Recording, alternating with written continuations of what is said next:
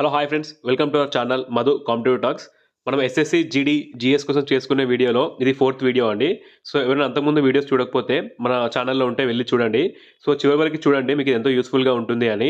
So next video చేయడానికి మాకు motivation ఉండడానికి వీడియో నచ్చితే లైక్ చేయండి, షేర్ చేయండి, సబ్స్క్రైబ్ చేయండి. సో ఇంకా మనం క్వశ్చన్స్లోకి వెళ్దామండి. సో మనకి అడిగిన ఫస్ట్ క్వశ్చన్ ఏంటి అంటే, ఎస్ బాలచంద్రన్ అనే వ్యక్తి ఏ మ్యూజిక్ ఇన్స్ట్రుమెంట్లో చాలా ఫేమస్ పర్సన్ అని అడిగారు అనమాట. సో మనకి ఈయన చాలా మోస్ట్ ఇంపార్టెంట్ పర్సన్ అండి. సో ఎందుకంటే మనకి ఇండియా ఇచ్చే పద్మభూషణ్ అవార్డు ఉంటుంది కదా. సో ఈయనకి 1982లో వచ్చిందనమాట. సో ఇది కూడా అడిగే అవకాశం ఎక్కువ ఉందంట, పద్మభూషణ్ అవార్డు ఇది. సో అట్లనే మనకి ఈయన దేనికి సంబంధించిన ప్లేయర్ అంటే వీణా అండి. సో ఈయన వీణా ప్లేయర్ అనమాట, చాలా ఫేమస్ ప్లేయర్, గుర్తుంచుకోవాలి అనమాట. సో మీరు ఇక్కడ కన్ఫ్యూజ్ అవ్వద్దండి, ఈయన బాలచందర్ అనమాట. సో మనకి భరతనాట్యంలో టీ బాల సరస్వతి అని ఒక వ్యక్తి, ఫేమస్ వ్యక్తి ఉంటారు. సో ఆవిడ భరతనాట్యంలో చాలా ఫేమస్ అనమాట. ఓకేనా. సో మనము వీణా ప్లేయర్స్ కొంతమందిని చూద్దాం. సమ్ ఇంపార్టెంట్ వీణా ప్లేయర్స్ వచ్చేసి మనకి ఎస్ బాలచందర్ అండి, సమ్ మోస్ట్ ఇంపార్టెంట్ పర్సన్ అనమాట. అట్లనే దొరైస్వామి అయ్యంగారు, కేఆర్ కుమారస్వామి, ఇమని శంకర శాస్త్రి అండి. ఈయన కూడా చాలా ఎగ్జామ్స్లో అడిగారు అనమాట. సో అట్లనే చిట్టిబాబు, ఈయన కూడా ఇంపార్టెంట్ అంటే గుర్తుంచుకోవాలి అనమాట. సో మనకి మ్యూజిక్ ఇన్స్ట్రుమెంట్స్ ఇది వీణా ప్లేయర్స్ అనమాట, గుర్తుంచుకోవాలి. సో బాలా, ఈ ఈ కుమారస్వామి, అయ్యంగారు అట్లా గుర్తుంచుకోండి అనమాట. సో మనం నెక్స్ట్ క్వశ్చన్ చూద్దాం. మనకి నెక్స్ట్ అడిగిన క్వశ్చన్ ఏంటి అంటే, రాష్ట్రపతి ఎన్నిక విధానం ఏ దేశం నుంచి తీసుకున్నాము అని అడిగారండి. సో మనము రాష్ట్రపతి ఎన్నిక విధానం అనేది మనము ఐర్లాండ్ నుంచి తీసుకున్నామండి. సో ఐర్లాండ్ నుంచి ఇంకేం తీసుకున్నామండి, ఆదేశిక సూత్రాలు కూడా మనము ఐర్లాండ్ నుంచి తీసుకున్నాం అనమాట. ఇది మనం గుర్తుంచుకోవాలి. సో రాష్ట్రపతిని ఎన్నుకునే విధానం వచ్చేసి ఐర్లాండ్ నుంచి తీసుకుంటే, రాష్ట్రపతిని రిమూవల్ చేసే విధానము అంటే తీసివేయడం, మహాభినిష్క్రమణ ఎక్కడ తీసుకున్నామండి, ఇది యుఎస్ఏ, అమెరికా నుంచి తీసుకున్నాం అనమాట. సో అట్లనే మనకి రాష్ట్రపతి అనేది మనం ఎక్కడ చదువుకుంటామండి, పాలిటీలో ఆర్టికల్ 52 దగ్గర మనకి మోస్ట్ ఇంపార్టెంట్ అనమాట. సో అట్లనే రాష్ట్రపతిని ఎన్నుకునేది చెప్పే ఆర్టికల్ ఏంటంటే మనకి 54వ ఆర్టికల్ చెప్తుంది. 54వ ఆర్టికల్ ప్రకారము మనకి ఒక ఎలక్ట్రో కాలేజ్ అని ఉంటుంది అండి. సో అందులో సభ్యులు ఎన్నుకుంటారనమాట. అంటే రాష్ట్రపతిని ఎవరు ఎన్నుకుంటారా అండి, సో ఎవరంటే లోక్సభ అండ్ రాజ్యసభలో ఉన్న ఎంపీస్ ఎన్నుకుంటారు. సో అట్లనే రాష్ట్రాలు ఉంటాయి కదా, స్టేట్లో ఉన్న ఎమ్మెల్యేలు ఎన్నుకుంటారు అనమాట. ఇది అబ్జర్వ్ చేయాలి మీరు, ఎమ్మెల్సీలు ఎన్నుకోరు. అట్లనే ఢిల్లీ అండ్ పాండిచ్చేరికి ఎమ్మెల్యేలు ఉంటారు కదా, సో ఆ ఎమ్మెల్యేలు ఎన్నుకుంటారు అనమాట. సో మీరు అబ్జర్వ్ చేస్తుంది ఏంటి అంటే, అంటే రాష్ట్రపతిని ఎన్నుకోవడంలో ఎమ్మెల్సీలు ఎన్నుకోరండి. అట్లనే నామినేటెడ్ వ్యక్తులు ఉంటారు కదా, నామినేటెడ్ అయిన వాళ్ళు అంటే మనకి రాజ్యసభకి 12 మంది నామినేట్ అవుతారు కదా. సో అలాంటి వాళ్ళు ఎన్నుకోరు అనమాట. ఆంగ్లో ఇండియన్స్ కానీ వాళ్ళు రాష్ట్రపతి ఎన్నిక విధానంలో పాల్గొనరు. ఇది మీరు అబ్జర్వ్ చేయాలి, గుర్తించాలి. అట్లా మనకి భారతదేశంలో ఉన్న ఎయిర్ ఫోర్స్, ఇండియా నేవీ అట్లా ఉంటాయి కదా, దానికి హైయెస్ట్ సూపర్ పవర్స్ ఎవరికి ఉంటాయండి, వాళ్ళ అధిపతి ఎవరంటే మనకి రాష్ట్రపతి అనమాట. సో అట్లా రాష్ట్రపతి మీద అడిగే క్వశ్చన్ ఇంకోటి ఏంటి అంటే, రాష్ట్రపతికి ఉండవలసిన కనీస వయసు అండి, సో 35 సంవత్సరాలు నిండి ఉండాలి. సో లోక్సభకు ఏ అయితే అర్హతలు కలిగి ఉంటాయో అవన్నీ ఈయనకి ఉంటాయి అనమాట. సో అట్లనే మనం చూడాల్సింది ఏంటి అంటే, మనకు రాష్ట్రపతికి ఉన్న పవర్స్ ఉంటాయి కదండి, అంటే ఫైనాన్షియల్ పవర్స్ కానీ న్యాయ పవర్స్ అండి. సో ఆర్టికల్ 72 ఉంటుంది కదా, సో ఇది కూడా చూడాలి. సో క్షమాభిక్ష అనమాట. సో అట్లనే మీరు రాష్ట్రపతికి ఉన్న ఆ, కార్యనిర్వాహక అధికారులు ఉంటాయి కదండి, అంటే యూపీఎస్సీ చైర్మన్ని నియమించడం అండ్ అట్లనే ఎలక్ట్రో కమిషన్ నియమించడం, అట్లనే ప్రమాణ స్వీకారాలు చేయించడం కొన్ని ఉంటాయి కదా, అవి కూడా చూసుకోవాలి. సో అట్లనే మీరు ఇంకోటి చూడాల్సింది ఏంటి అంటే, ఆ, మనకి సెంట్రల్లో రాష్ట్రపతి కదా, స్టేట్లో గవర్నర్ ఉంటారు కదండి. సో గవర్నర్కి ఏ ఆర్టికల్ ఉంటుందో కింద కామెంట్ సెక్షన్లో తెలపండి. సో మనము మరికొన్ని ఇంపార్టెంట్ చూద్దాం. మనకి ఎగ్జామ్స్లో ఎక్కువ అడుగుతారండి, ఏ ఏ భాగాలు రాజ్యాంగం నుంచి, ఏ దేశ రాజ్యాంగం నుంచి తీసుకున్నామని అడుగుతారనమాట. సో అందులో మోస్ట్ ఇంపార్టెంట్ వచ్చేసి అమెరికా నుంచి వచ్చేసి మనకి ప్రాథమిక హక్కులు అండి, ఫండమెంటల్ రైట్స్ అనమాట. సో ఫండమెంటల్ రైట్స్ మనకి ఎన్నో భాగంలో ఉంటాయండి, పార్ట్ 3లో ఉంటాయన్నమాట. అది మీరు చూసుకోవాలి. మొత్తం ఎన్ని ఫండమెంటల్ రైట్స్ ఉన్నాయో కింద కామెంట్ సెక్షన్లో తెలపండి. సో అట్లనే న్యాయ సమీక్ష అండి, అంటే జ్యుడిషియల్ రివ్యూ అనమాట. ఇది చాలా మోస్ట్ ఇంపార్టెంట్ అండి. సో ప్రభుత్వము ఏ చట్టాలు చేసినా కానీ దాన్ని అడ్డుకునే అధికారము చట్ట విరుద్ధం అయితే సుప్రీంకోర్టుకి పవర్స్ ఉంటుందన్నమాట. సో మనకి ఇది ఆర్టికల్ 13 ప్రకారం ఉంటుంది. సో అట్లనే మనకి కాన్స్టిట్యూషన్లో మనకి పిరంబుల్ అండి, పీఠిక, అది మనం ఏ దేశ రాజ్యాంగం తీసుకున్నామండి, అమెరికా నుంచి. సో అట్లనే మనకి వైస్ ప్రెసిడెంట్ ఉంటుంది కదండి, సో వైస్ ప్రెసిడెంట్ పోస్ట్ కూడా మనము అమెరికా రాజ్యాంగం నుంచి తీసుకున్నాం. అట్లనే ప్రెసిడెంట్ని తీసే విధానం అండి, సో ప్రెసిడెంట్ ఎలక్ట్ చేసే విధానము అండి ఐర్లాండ్ కదా, అది గుర్తుంచుకోవాలి. సో రిమూవల్ అనేది అమెరికా అనమాట. సో నెక్స్ట్ వచ్చేసి రష్యా అండి. సో రష్యా నుంచి వచ్చేసి ఫండమెంటల్ డ్యూటీస్ అండి, అంటే ప్రాథమిక విధులు అనమాట. సో ప్రాథమిక విధులు మనకి ఎందులో ఉంటాయండి, కామెంట్ సెక్షన్లో తెలపండి. సో మనకి ఇవి పార్ట్ 4A ఉంటాయన్నమాట. సో ఆర్టికల్ 51A అనేది మనకు చెప్తుంది. మొత్తం ఎన్ని ప్రాథమిక విధులు ఉన్నాయి కింద కామెంట్ సెక్షన్లో తెలపండి. అట్లనే మనకి ప్రవేశిక ఉంటుంది కదండి, పీఠిక ఉంటుంది కదా, పీఠికలో ఉన్న సామాజిక, ఆర్థిక, రాజకీయ న్యాయం ఉంటుంది కదా. సో అవి కూడా మనము రష్యా రాజ్యాంగం నుంచి తీసుకున్నాం. సో మనకి పిరంబుల్లో అన్నీ గుర్తుండాలండి. అంటే సౌమ్యవాదము, ప్రజాస్వామ్య, గణతంత్రం అట్లా లైన్గా ఉంటుంది కదా, సీక్వెన్స్ గుర్తుండాలి అనమాట. సో నెక్స్ట్ వచ్చేసి దక్షిణాఫ్రికా అండి, సౌత్ ఆఫ్రికా. సౌత్ ఆఫ్రికా నుంచి ఏం తీసుకున్నామంటే రాజ్యసభ సభ్యుల ఎన్నిక విధానం తీసుకున్నామండి. ఇది మోస్ట్ ఇంపార్టెంట్ అనమాట, కన్ఫ్యూజ్ చేయడానికి అవకాశం ఉంటుంది. అట్లనే రాజ్యాంగ సవరణ విధానం అండి. సో మనము రాజ్యాంగాన్ని టైమ్ టు టైం అమెండ్మెంట్ చేసుకోవచ్చు అనమాట, ఆర్టికల్ 368 ప్రకారం.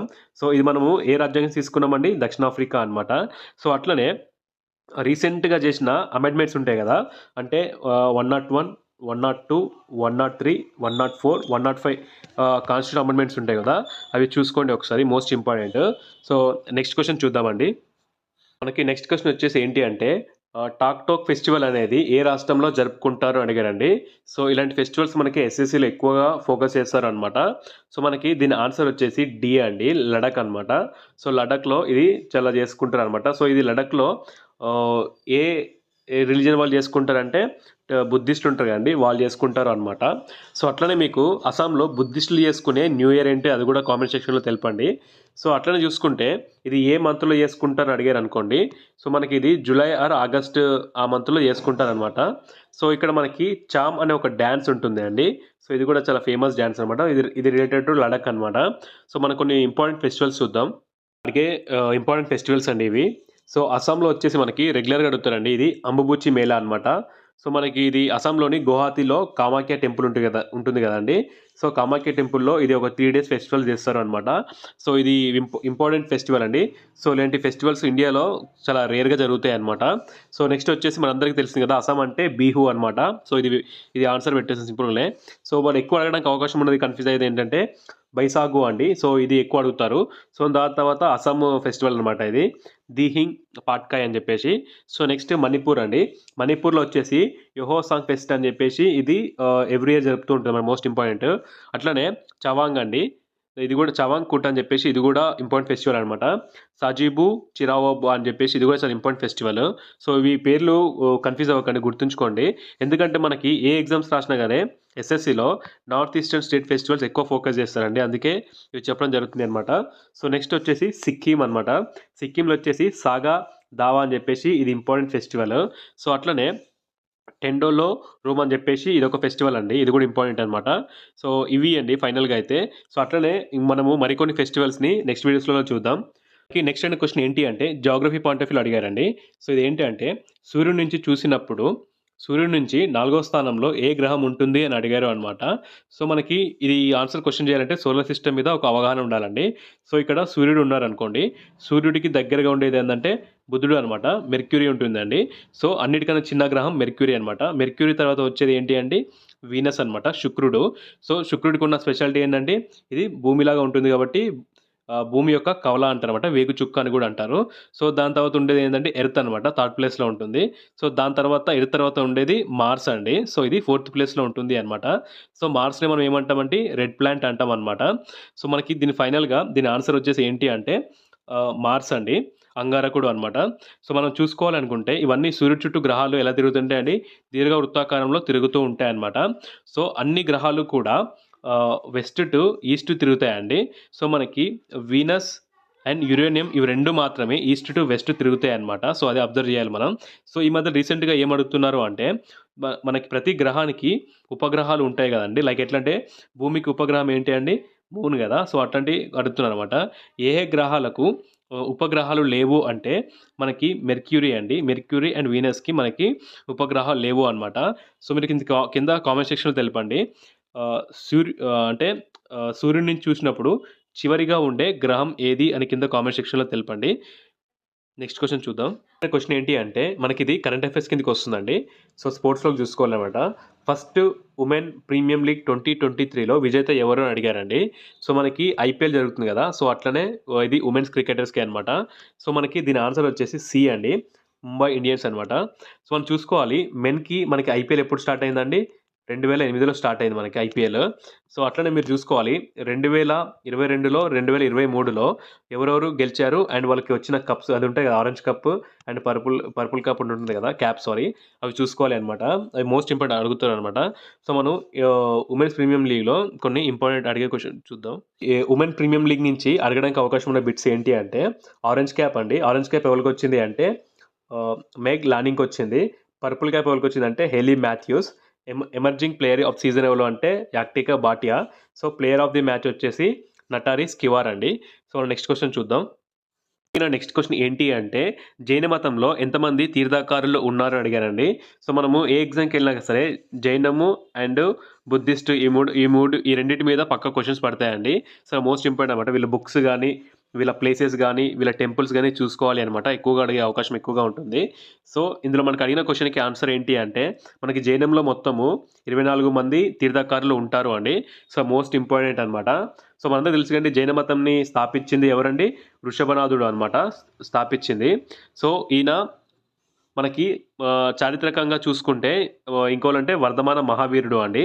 సో, పూర్వము స్థాపించింది మాత్రం మనకి వృషభనాథుడు. కానీ దాన్ని ఎక్కువ ప్రాచీనం అంటే ఇట్లా డెవలప్ చేసింది అందరికి తెలిసింది ఎవరు అంటే మనకి వర్ధమాన మహావీరుడు అండి. సో, ఈయన 24వ తీర్థకారుడు అనమాట. సో, ఇంకో క్వెషన్ అడగడానికి ఛాన్స్ ఏముంది అంటే వర్ధమాన మహావీరుడు ఎక్కడ జన్మించారు అని అడుగుతారండి. సో, ఈయన మనకు జన్మించింది వైశాలిలో జన్మిస్తారనమాట. సో, ఇది ప్రస్తుతం బీహార్‌లో ఉంది. సో, అట్లనే ఈయన తండ్రి పేరు కూడా చాలా ఎగ్జామ్స్‌లో అడిగారండి. వర్ధమాన మహావీరుడిది. వాళ్ళ తండ్రి పేరు సిద్ధార్థుడు అండి. సో, వాళ్ళ తల్లి పేరు వచ్చేసి త్రిశల అనమాట. సో, ఇది కూడా అడిగారు. సో, అట్లనే మనకి చాలా కన్‌ఫ్యూజ్ అవుతామండి. సో, వర్ధమాన మహావీరుడు అండ్ గౌతమ బుద్ధుడు వీళ్ళిద్దరి ఫాదర్‌ల పేర్లు, అట్లా మదర్స్ నేమ్స్, అట్లా వీళ్ళ శిష్యుల పేర్లు కూడా ఎప్పుడు మనం కన్‌ఫ్యూజ్ అవ్వకూడదు అనమాట. సో, మనము జైన మతం ఉంటుంది గదా! సో, జైన మతం యొక్క మత సిద్ధాంతాలు తెలిపే పుస్తకాలు ఉంటాయి కదండీ! అవి ఏంటంటే పంచవ్రతాలు అండ్ త్రిరథాలు అనమాట. త్రిరత్నాలు అని చెప్పేసి ఉంటాయి. ఇవి ఇంపార్టెంట్ అండి. సో, అట్లనే వీళ్ళు పునర్జన్మని నమ్ముతారా? నమ్మరా? అని చెప్పేసి కింద కామెంట్ సెక్షన్‌లో తెలపండి. ఎందుకంటే ఇది మోస్ట్ ఇంపార్టెంట్ అనమాట. సో, అట్లనే మనము వర్ధమాన మహావీరుడి కోసము చూసుకోవాలి అండి. ఈయన ఎన్నో ఏట బయటికి వచ్చాడు. ఎక్కడెక్కడ దీక్షలు చేసాడో అవి కూడా ఇంపార్టెంట్ అనమాట. సో, మనము ఇంపార్టెంట్ కొన్ని చూద్దాం ఇందులో. మనకి ఎగ్జామ్ పాయింట్ ఆఫ్ వ్యూలో ఎక్కువ అడిగేది ఏంటి అంటే 1వ తీర్థకారుడు ఎవరు? 2వ తీర్థకారులు ఎవరు?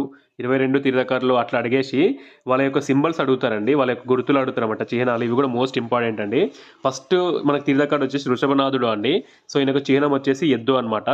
సెకండ్ ఆయన వచ్చేసి అజితనాథ అండి. ఈయనది చిహ్నం వచ్చేసి ఏనుగు. సో, 22 ఆయన వచ్చేసి అరిస్టనేమి అండి. ఈయనది శంఖం అనమాట. 23వ వ్యక్తి వచ్చేసి పరశునాథుడు పాము. సో, 24థ్ లాస్ట్ వన్ తీర్థకారుడు వచ్చేసి వర్ధమాన మహావీరుడు అండి. సో, ఈయన సింబల్ వచ్చేసి సింహం అనమాట. సో, ఈరోజు క్వెషన్స్ ఇవి అండి.